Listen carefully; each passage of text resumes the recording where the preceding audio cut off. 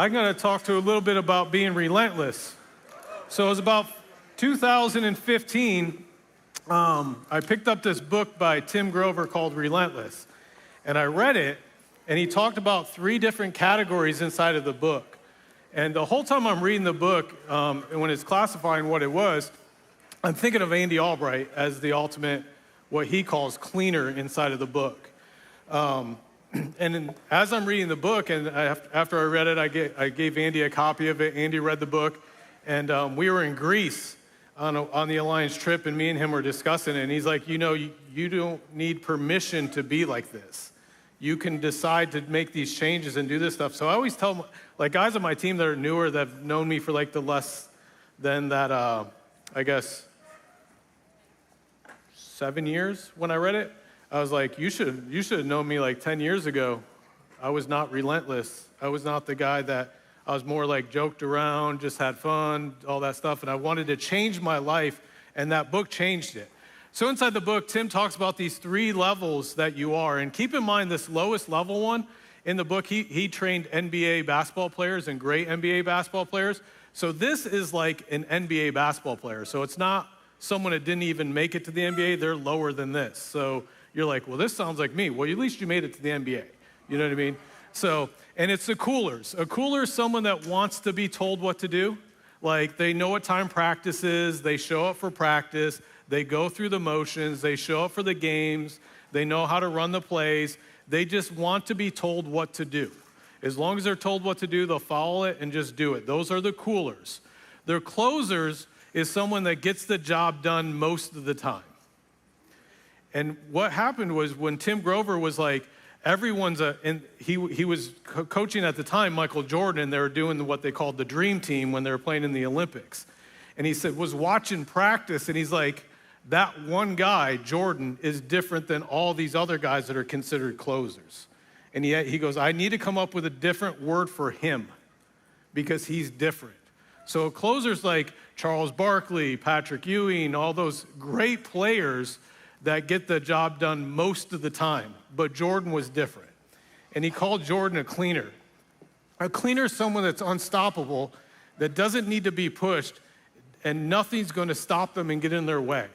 And when they win, they come back stronger next time. They don't celebrate. They come back and say, how do I do it better? How do I do it more? That's what a cleaner is. So when I read the book, I was like, I want to be this cleaner. I want to figure out how to be a cleaner. And I looked at Andy Albright, and I was like, he's the ultimate cleaner in my life. So I started, after reading the book and looking at, he talks about 4 traits that a cleaner has. And the cool thing with some of these traits in this business compared to the NBA, you don't have to have them, like talent. Michael Jordan was very gifted. I was like, well, I'm not 6'6", I can't jump out of the gym. So that's my excuse why I'm not Jordan in the NBA. What's yours? That was mine. But in this business, you don't have to be gifted. You don't have to have that God-giving talent. You can just go do it. But you do have to be intelligent. You have to study things that you do. You have to be competitive. And you have to be resilient in the way that you want to come back. I loved hearing Fitz and Heather talk last night. When Fitz gets resilience when he cries. And I'm like, he's resilient. And it's those things. What's your resiliency? At least he cries and comes and fights. He doesn't cry and quit. There's a big difference. And it's knowing the resilience in what you do. In the book, the examples that Tim Grover gives of cleaners is Michael Jordan, Kobe Bryant, Dwayne Wade, Pat Riley. Now, this is a big issue with the younger generation that thinks LeBron is the cleaner. In the book, he's considered a closer. Okay, now the book was written a while ago, but he was a closer. And if you do anything about Tim Grover, you learn that now he considers him a cleaner. But when the book was written, he was a closer. And what he talks about is LeBron had to go to Miami and get around 2 other cleaners to learn to become a cleaner. And he had to learn to win. He got around Dwayne Wade, who was a relentless, charging guy to win. He was around Pat Riley, a guy that will do anything to win, and neither one of them coddled LeBron. He had been coddled his whole life, told how great he is, but he got around 2 other winners to learn how to win. He learned to win in Miami. He went back to Cleveland, and that's when when he won the championship in Cleveland is when Tim Grover considers him a cleaner. So you got to learn these things. So many times people just like, well, I'm not a cleaner, I'm not this. But you have to get around other people to learn. It's get around an Andy Albright to teach you how to win. So many people, I think, in this room, I've been there, is you sit there and be like, I'll outwork everyone. I have a thing on my phone, it's a reminder every day, it says outwork everybody. I've had it on my phone for like 15 years. And it's one of those things, if you're one of those people who's like, I'll outwork everyone, great, that's required. You have to work hard, but you have to get around winners to learn how to win. And get around someone like an Andy and Jane Albright and actually learn how to win. LeBron had to do it to level up, so do you. So those are some of the things that are there for when to kind of introduce you to the relentless mindset. And the crazy thing is you don't have to be Andy Albright to be relentless. You just need to think like he thinks. You have to get that mindset of way he thinks about things and learn to do so. Cleaners also crave pressure. I feel everyone in this room can handle the pressure you're given. It's just most of you don't. Most of you run away from it. Learn to crave the pressure that comes on you. I like to add pressure to people once in a while, like put them in a pressure situation and see how they react. And if they handle it well, give them a little bit more pressure and a little bit more pressure and see how far you can take them to push them along the way. But you just want to really see that a cleaner, it says here, this is a quote from the book, when you're a cleaner, you just know. You don't have to think about it. You don't have to ask. You just do it. So think about as a cleaner, when pressure happens, are you the guy that just does it? Are you the guy or girl that just handles it? Are you the one that's able to just go out there and handle the pressure? The next bullet point I got is 3. I know I don't have a slide. I'm not smart enough to put those PowerPoints together, so you're just going to have to follow along. Fitz didn't have one last night either, and he's like the slide guy. I was like thrown off by him. Like, he's smart. He has the PowerPoints. I don't know how to do them. All right. Cleaners trust the work. It was kind of cool. We're at the extension in Cabo. We were in Andy's suite, and we're playing Cash Flow. We're watching people play Cash Flow, the board game, and then Andy started coaching some people how that game relates to this business. And one of the things he really talked about, what I was hearing him say is like trusting the process and trusting the work that you put into it and not getting emotional about it. And when you play the board game, it's super easy to make wise decisions, unemotional decisions. But then you turn around and watch people in their life just make every decision that's emotion. Think about the last 100 decisions you've made in your life. How many did you make out of emotion, and how many did you make out of strategic, thought-through processes? And it's probably very high to the emotional side. But in the board game, to be good, it's got to be very high, non-emotional decisions. So if it works there, and I remember playing the game with Andy years ago. He's like, you're really good at doing it in the board game, but you don't do it in life. Why not? And I was like, well, I'm trying to win the board game. Yeah, I walked into that one, Terry. You know, it's like, I guess I should probably try to win the other one too. You know, and it's knowing the things. And Andy in Cabo was teaching people how to make those decisions, non-emotional decisions, and doing what you do. What Tim Grover would say to that one is, you don't have to wait to be told. You don't have to waver from your goals. When it's time to act, you act immediately, regardless of the emotion. And think about the emotions that you have and the things that you do from it. Controlling the outcome. Fitz brought this up last night. I remember him saying, like, he was talking about that one lead that sat out in the sun and the rain, and he doesn't ask for a credit for it. It's like, what are you doing to control your emotions? What are you doing to control? He controlled his outcome. He decided, this is the outcome I'm going to do. This is the outcome I want to have. You need to start controlling your outcomes and not having the blame game of where you want to be if you want to be a cleaner. Because cleaners are just going to figure out a way to win regardless of what obstacles in their way. Cleaners don't compete with anyone. They find the opponent's weakness and attack it. So in this business, who's your opponent? What are you trying to overcome? What's the win? I remember years ago when I sat down with Andy, I was like, what's my championship? What am I trying to accomplish? And you got to think back. It's like, that time, that's when I said to Andy, I'm trying to win the board game, but I'm not trying to win life. It's like, what is your win? And how are you going to attack it to win it the way you want to win it? And what are you going to do differently to change the way the outcomes that you're going to have, unemotional choices to do so? The fifth bullet point, if you're following along with my non-slide, get comfortable with being uncomfortable. This is, in the book, it talks about, he calls it your dark side. And it's when people read that chapter, that's like the one that people are like, I don't get the dark side. I don't understand what it means by it, or I don't want a dark side. I think everyone has a dark side. I think Fitz's dark side, when he starts crying, like you'd be like, ooh, don't mess with him now. You know what I mean? The dark side's coming. I'm getting away. You know what I mean? I saw how he was throwing punches and stuff last night. I was like, whew, I'm staying out of this one. But it's knowing your dark side. For me, if you ever watch Andy coach me, or you're ever in a room coaching it, he'll challenge the heck out of me in a nice way of being like, he's okay losing to these people and this, and my dark side comes out.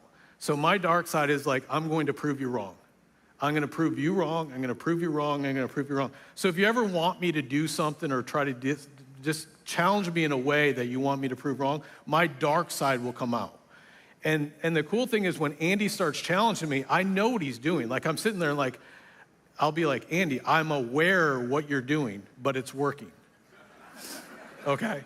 But the better you know your dark side and what will get you to that motivation to move forward, you can start, once you understand it and you can control it, you can use it as your superpower to achieve anything you want to achieve.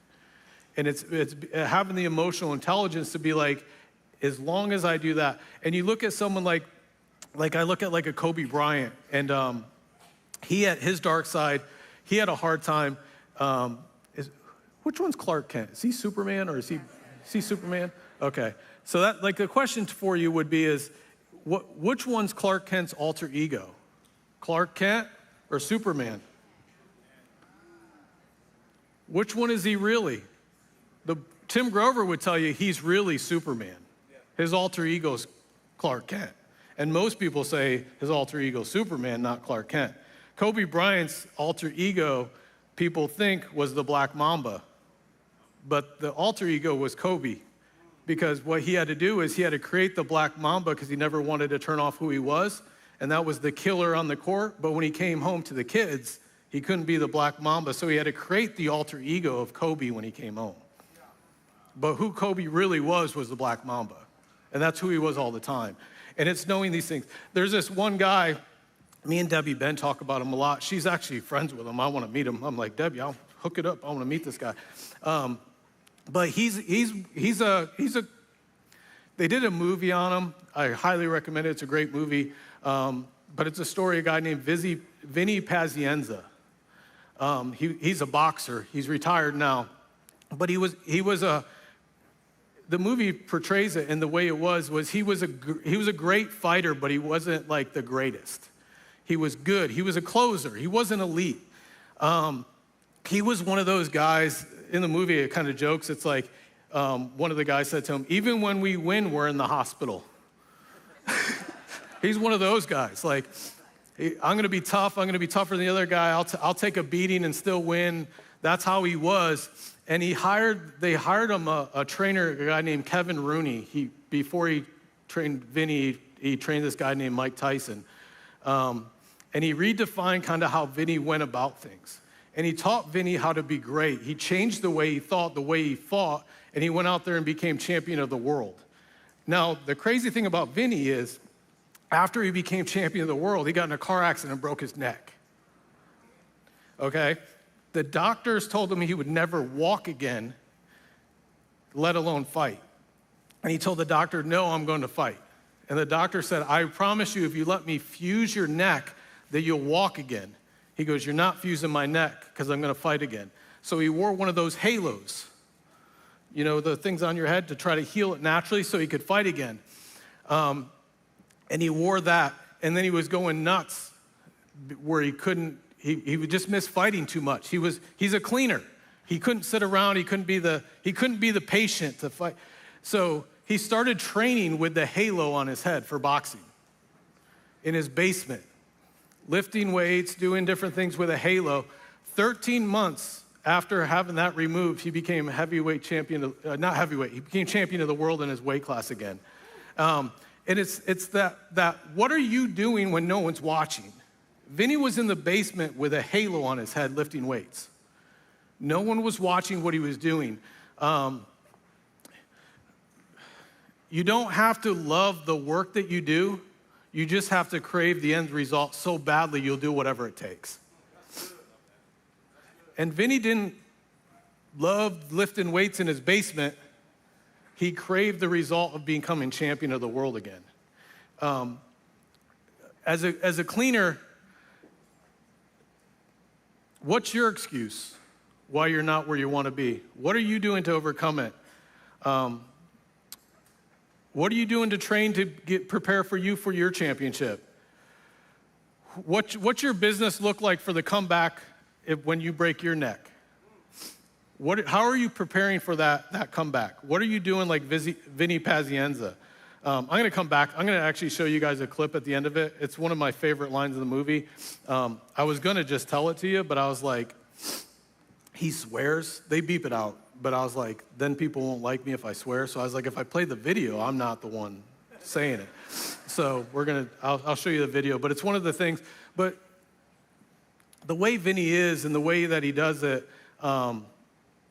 it's unbelievable. It's almost like it's a real life Rocky story. If you look at what Vinny did, it's just amazing to me as how he became and got coached to become a cleaner. And then once he becomes a cleaner, his life's taken away from him, but then he fought back to do it. Ultimate cleaner. That you lose it, and then you fought back to do it. And I just think it's like, what are you doing for your business? What are you doing for you to prepare yourself like Vinny Pazienza to come back? Other things cleaners don't do, they don't celebrate wins, okay? If you look at coolers, they celebrate everything. I booked an appointment. I'm going on vacation for a week. There you go. There's the cooler right there for you. Whew. It's like you should run the appointment before you go on vacation. Cleaners as well, though. Closers as well. Closers are very high-level people, but they like to celebrate wins. They like to go after different wins, and they just overreact to it. The difference with cleaners, though, they never lower the bar to where they're at. Where they're currently at, it's just up. They never back it down. They never slow it down.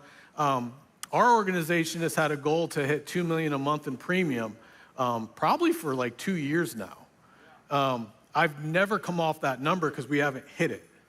I haven't let's lower it down to $1 million. Let's lower it down to 1.5 million. It's 2 million. And when we get close to it, it'll go to like 2.5. And it'll go to 3. We're never going to lower that bar. We're never going to do what it is. We're always chasing a higher thing. And that's the mentality of, and I'm not saying I'm a cleaner. I'm just in an ever battle to become one. So I want to act like they act. And just so you know, if you think you're a cleaner, you're not. In the book of the definition, a cleaner never would admit that they're a cleaner because they're in an ever-ending battle to become one. And as you're chasing things, just off this definition that I'm talking about, is you never lower the bar. If you think you're a cleaner, you just lowered the bar. So other people can look at you as a cleaner. Doesn't mean you're a cleaner and what you're doing. But as cleaners do, they never lower the bar. So when cleaners have a very hard time celebrating things, they'll have a hard time going after things. They'll get close to it, and then they'll raise the bar and go again. They'll raise the bar and go again. They'll raise the bar and go again. They don't celebrate because the minute they stop, they feel like they're going to lose it. and they feel like things, when they rest, they're done. Some of the things that I look at, and like, if any of you guys ever hang around me, I try to just, I drive fast, I'm always on the go, I don't like sitting down, I don't like vacations more than 3 days.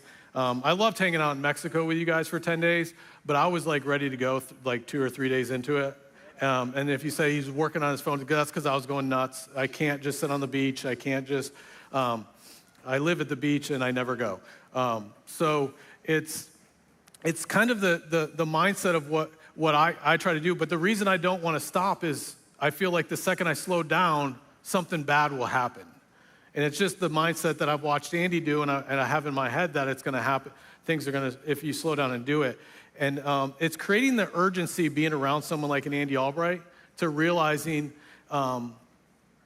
what we have. So you look at what the Alliance has, and I think a lot of times for me, early on, I was like, when I played basketball growing up, you had a season. And you went hard to win a championship, and it would last for like 6 or 7 months, and then you would have the season over. And then when you're playing, there's at different levels, like in high school when you're a senior, if that's the end of your career, that's the end of your career. When you go into college, when you're done, you're done.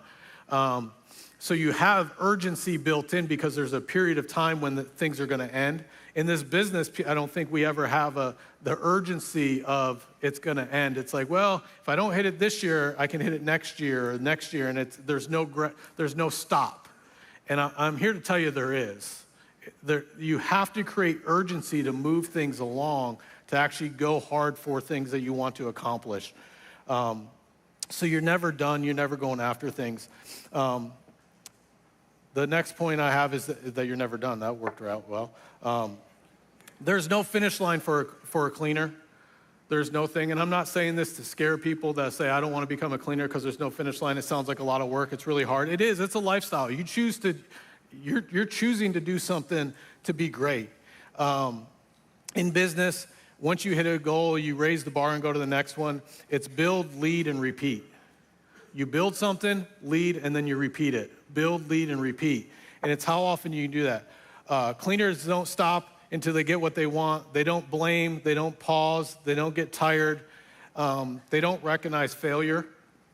So it was probably a month ago now, I was climbing this mountain in one of these adventure things that I do, and my wife was yelling at me. I was telling Jane about it this morning because she actually texted Jane when she was yelling at me.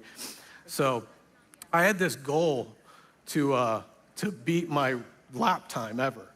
They give you 36 hours. I think that's cute. I was like, I've already failed it. 3 years ago, I did this thing, and I almost died. Like Angela thought I was dead for 6 hours because no one was responding. And the last thing she knew, I was coughing up blood. So for a 6-hour period after I passed out, she didn't know until 6 hours later when I woke up, I was alive. And I was in a tent in Salt Lake City. It's Joe Duke's fault, wherever he is. I told him it was a walk-up, and he knew it wasn't Fitz, and he did not correct me, so it's his fault. So, but yeah, so 3 years ago I was this, and now at the event, I'm trying to like win the events, trying to beat people on the event, and it was probably about, the event starts Friday morning at 6 a.m., and it was probably about 3 a.m., so I'd been hiking for 20 straight hours. And Angela's a trooper. Like she's at the bottom, she's at the top, she's riding the gondola down, she's doing all the videos, which I hate. She's like, how do you feel? I feel like crap. Turn the camera off. So she's like yelling at me. She's like, she's tired. She's like, we need to go to bed. I was like, you can go to bed. I have to finish. And we're going back and forth. And then, so she went to bed. I kept hiking. And then she woke up and came down. And then she had a video. This isn't one I'm going to show, but it's my buddy. And they put this red bib on you when you're doing your last lap. And I was dead tired. And she's like, how do you feel? I was like crap. And my buddy walks over in the video and he's like, you want to know what hell looks like? And he points at me. And but it's cool because once you finish that lap, once you finish and you get the completion of that victory, all the pain goes away, all the things go away. So I tell you, as tough as it sounds, why is it worth it? Why would I go through this stuff to try to become a cleaner? Why would I chase this battle? I just want to tell you, It may not make sense, but I promise you, when you start hitting your goals and you start achieving things like a cleaner achieves, it's so worth it. It is so worth it. I can't even explain the levels of things that happens to you when you start hitting those things. So I ask you today, for the next 90 days, when you leave this conference, because we had a night out last night, and a lot of people talked just in the little bit that we had yesterday of decisions they're going to make for the next 90 days, and they're going to change their lives and their business. So I ask you, as you make your commitments this weekend and you leave here, for the next 90 days, do you think you can act like a cooler, a closer, or a cleaner? For 90 days. I'm not telling you to make a commitment for your life to go after becoming a cleaner, but for the next 90 days, can you make that commitment to do that? Can you take your commitments from the weekend and take that into it? I'm going to, if Billy can put that clip up of Vinny. This is Vinny, just to set it up before he hits play. This in the movie, Vinny, this is when he came back from the neck, and he's already trained in his basement, and he's going for the championship. And for the older people like my age and older, he's fighting for the championship against a guy named Roberto Durant. Just the mindset, and at the point of this fight, they're in the corner, and Vinny's getting crushed. He's getting the crap beat out of him. He's coming back, and everyone would have told Vinny that, hey, it's amazing what you did. You broke your neck, you came back, and you're fighting for the championship of the world. But this is what his trainer says to him and the way they respond. Billy, if you can play that, that'd be great.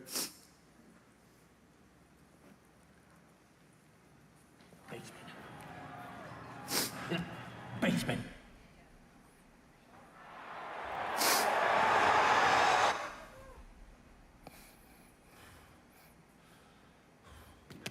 Now go out there and show me how you do things. Show me how you live. Show me how you fight. Let me show you how I fight? Yeah. Show me who you are.